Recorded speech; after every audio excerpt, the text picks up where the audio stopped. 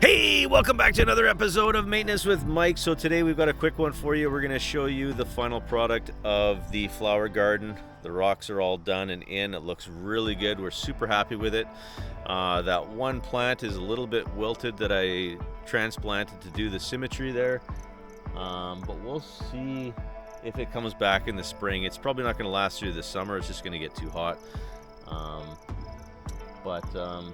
Yeah, let's have a close-up. I'm gonna show a picture now of the rock wall with the landscape cloth just throughout, and then all we did is put a whole bunch of gravel on the top.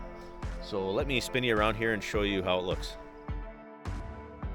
So you can see there how it looks. It's holding up really well. We're super happy with it.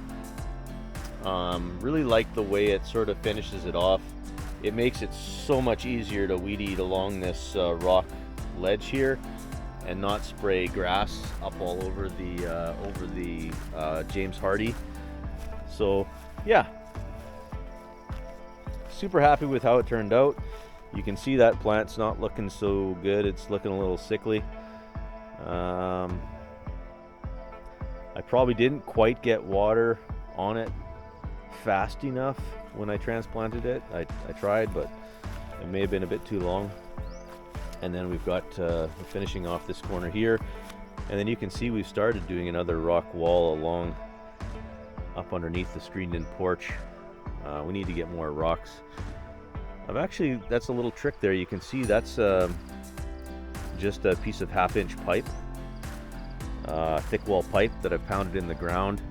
What I'll do is I'll either pound those in farther or I'll zip cut those off, and that's basically just to hold it on the slope like that, to keep it from falling in. So